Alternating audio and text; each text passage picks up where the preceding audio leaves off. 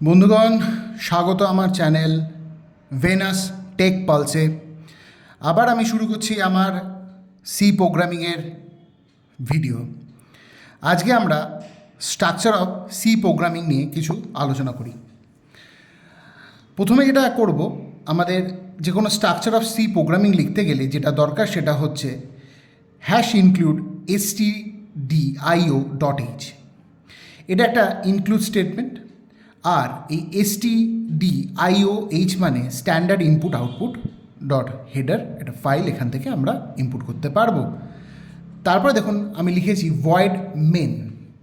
Void main হচ্ছে এটা হলো মেন ফাংশন, যার মধ্যে আমি আমার প্রোগ্রামগুলোকে লিখে আমাদেরকে রান করতে হবে। আর তারপরেই আমরা লিখেছি print welcome to Venus tech plus, একটা প্রিন্ট করিয়েছি প্রসেসিং। এটা হচ্ছে প্রসেসিং স্টেটমেন্ট। তো আমরা বলতে পারি যে C programming has 3 types of statement. 3 ধরনের স্টেটমেন্ট আমরা পাই। একটি হলো ইনক্লুড স্টেটমেন্ট। প্রথমে আমরা যেটা দেখতে পাচ্ছি ইনক্লুড স্টেটমেন্ট। সেই ইনক্লুড স্টেটমেন্ট কী হয়? সেই ইনক্লুড স্টেটমেন্ট হচ্ছে এই স্টেটমেন্টগুলো শুরু করতে গেলে আমরা একটা হ্যাশ সিম্বল দিয়ে আমরা শুরু করব। আর এই হ্যাশ সিম্বল দিয়ে যখন শুরু করব, এই স্টেটমেন্টগুলোকে আমরা বলি প্রি প্রসেসর ডাইরেক্টিভস। এইগুলো কি হয়? This gives direction to compiler. কম্পাইলারকে কিছু ডাইরেকশান ও দেয় বা দিলে ওর কার্য বা যে কম্পাইলিংয়ের সময় খুব সুবিধা হয়। দ্বিতীয় পার্টটি হলো মেন ফাংশন। দ্বিতীয় অংশটি বা দ্বিতীয় পার্টটি হলো মেন ফাংশন। মেন ফাংশন কি? Main function is one to which control is passed when the program is started for execution। এই মেন ফাংশনের মধ্যেই আমাদেরকে কন্ট্রোলটাকে পাস করাতে হবে যাতে আমি প্রোগ্রামটাকে ভালোভাবে এক্সিকিউট করাতে পারি।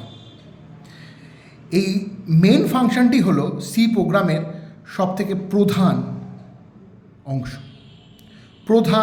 অংশ। বারবার বলা হচ্ছে ম্যান্ডেটারি বা প্রধান অংশ। সবসময় মনে রাখবেন এইটা হচ্ছে ম্যান্ডেটারি বা প্রধান অংশ সি প্রোগ্রামের। এটাই হলো সি প্রোগ্রামের স্টার্টিং পয়েন্ট, এই ভয়েড মেন। এবার আমরা তারপরে যখন করব দেখব ভয়েড মেনের জায়গায় আমরা ইন্ট মেনও করতে পারবো, ডাবল মেনও করতে পারি। অনেক রকমভাবে এই মেনটাকে আমরা বর্ণনা করতে পারি। একে একে আমার ভিডিও যখনই আসবে তখন আমি প্রত্যেকটির সংক্ষিপ্ত বিবরণ দিয়ে ভালোভাবে আপনাদের বোঝানোর চেষ্টা করব। যে কোনো অ্যাকশান এই ফাংশন যে ভয়েড মেন ফাংশন থেকেই শুরু হয়। আমরা বলতে পারি প্রসেসিং স্টেটমেন্টগুলো কি? এই যে এখানে আমি লিখেছি printf welcome Venus tech plus, এটাকে আমরা বলছি প্রসেসিং স্টেটমেন্ট। তাহলে এই প্রসেসিং স্টেটমেন্টটা কি? These are use for outputting the result on the monitor. আমাদের যে মনিটর আছে বা কম্পিউটার যে স্ক্রিনে আছে, সেখানে কম্পিউটার মনিটর স্ক্রিনে আমি সুন্দরভাবে আউটপুটগুলোকে যাতে দেখতে পারি, সেই জন্য এই প্রসেসিং স্টেটমেন্টগুলোকে আমাদের যথাযথভাবে ব্যবহার করতে হবে। আবার বলছি, এই প্রসেসিং স্টেটমেন্ট কিন্তু যথাযথভাবে ব্যবহার করতে হবে। তাহলে একটা সি প্রোগ্রামের 3টে অংশ। প্রথম অংশটি হলো ইনক্লুড স্টেটমেন্ট, দ্বিতীয় অংশটি হলো মেন ফাংশন, আর তৃতীয় অংশটি হলো প্রসেসিং স্টেটমেন্ট। এছাড়াও এই 3টে অংশ ছাড়াও আমাদের যেগুলোকে নিয়ে আমাদের কাজ করতে হবে তার মধ্যে একটি হলো টার্মিনেটর। বারবার বলছি টার্মিনেটর, একটি সেমিকোলন। এটাকে বলা হয় স্টেটমেন্ট টার্মিনেটর। এই সেমিকোলনকে বলা হয় স্টেটমেন্ট টার্মিনেটর। ইনস্ট্রাকশান যেগুলো আমরা কম্পিউটারকে দেখব সেগুলোকে বলা হয় স্টেটমেন্ট। আমি আগেও বলেছি যে ইনস্ট্রাকশানগুলো দিয়ে আমরা কম্পিউটারের সি প্রোগ্রাম নির্মাণ করব সেগুলোকে আমরা স্টেটমেন্ট বলি। Every statement must terminated with semicolon. প্রত্যেকটি স্টেটমেন্ট সেমিকোলন দিয়ে শেষ হতে হবে। স্টেটমেন্টগুলোকে কিন্তু সবসময় সেমিকোলন দিয়েই শেষ হতে হবে। এছাড়া আর কি থাকবে তার মধ্যে? এর মধ্যে থাকবে হচ্ছে ডিলিমিটার। ডিলিমিটার মানে হচ্ছে আমাদের second bracket open, second bracket close. Second bracket যেটা ওপেন বা যেটা শুরু করব সেটা হচ্ছে যে সেটা ইন্ডিকেট করে block of statement is about to begin বারবার বলছি, এইখান থেকেই এই সেকেন্ড ব্র্যাকেট দিয়ে কিন্তু আমরা ব্লক অফ স্টেটমেন্টগুলোকে শুরু করব, আর এই ক্লোজিং সেকেন্ড ব্র্যাকেট দিয়ে আমরা কিন্তু এটাকে ব্লক অফ স্টেটমেন্টটাকে বা প্রোগ্রামিং কোডটাকে টার্মিনেট করব। তাহলে আমরা যখন প্রসেসিং স্টেটমেন্ট লিখব তার মধ্যে কী কী লাগবে, কী কী জিনিসের দরকার হবে? একটি হলো টার্মিনেটর। স্টেটমেন্ট সবসময় শেষ করতে হলে সেমিকোলন বা টার্মিনেটর খুব প্রয়োজন, প্রচণ্ড পরিমাণ প্রয়োজন, না হলে কিন্তু আমাদের কম্পাইলেশনে এরার বা ভুল দেখাবে। সেকেন্ড হলো ডিলিমিটার্স। ভয়েড মেনের লেখার পরে আমরা সেকেন্ড ব্র্যাকেট ওপেন দিয়ে আমাদের ব্লক অফ স্টেটমেন্টগুলিকে শুরু করব, আর সেকেন্ড ব্র্যাকেট ক্লোজ দিয়ে ব্লক অফ স্টেটমেন্টগুলোকে শেষ করা হবে। ঠিক আছে, এরপরে আমরা আসছি যথাক্রমে কমেন্ট সেকশন। বারবার বলি কমেন্ট সেকশন কি? এটা হলো একটা মেসেজের অংশ, মানে message. It is message section. এখানে মেসেজ বা কিছু আমি লিখতে পারবো, সেই স্টেটমেন্ট সম্বন্ধে যেটা দিয়েছি সেইটা ভালো করে আমি বোঝাতে পারবো। It provide extra meaning to the program. Extra meaning মানে হচ্ছে আমি কেন সেই স্টেটমেন্ট ব্যবহার করেছি সেইটা ভালোভাবে বোঝাতে পারবো। Comment can not be compile. Comment সেকশানকে আপনি কম্পাইল করতে আপনাকে হবে না, বা কমেন্ট সেকশানকে সি কম্পাইলার কখনো কম্পাইল করে না।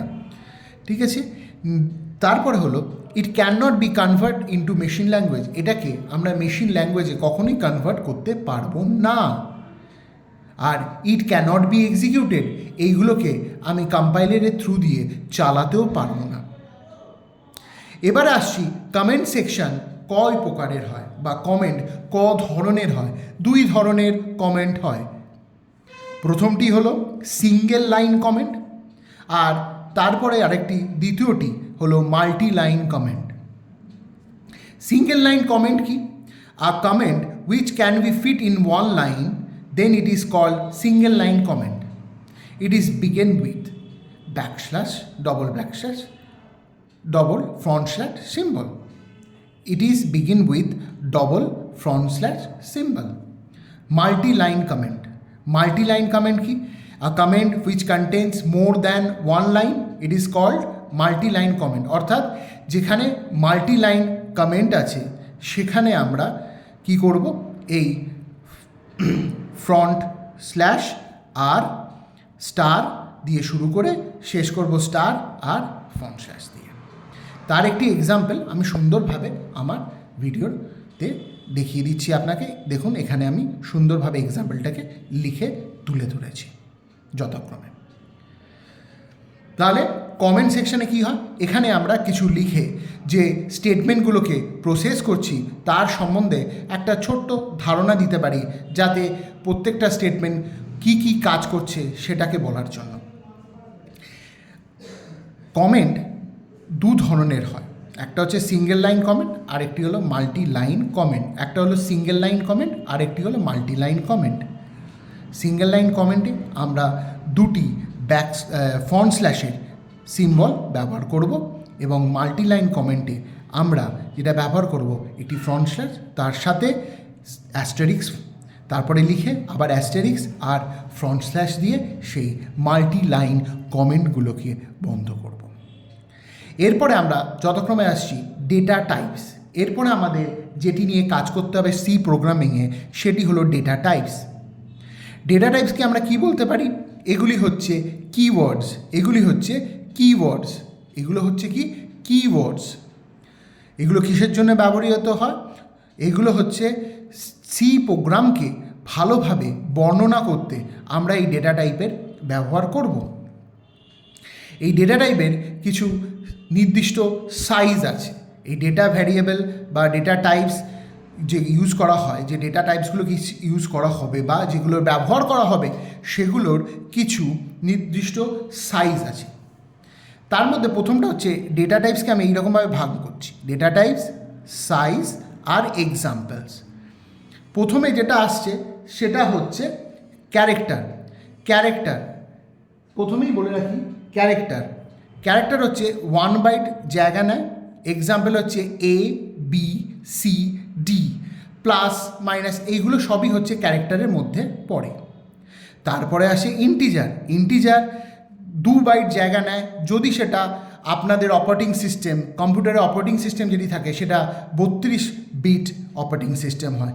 1 2 3 4 5 6 7 8 এই ভ্যালুগুলোকে আমরা ইন্টিজার বলে থাকি। আর 4 বাইটস জায়গা নেয় যদি আপনাদের OS 64 বিট হয়।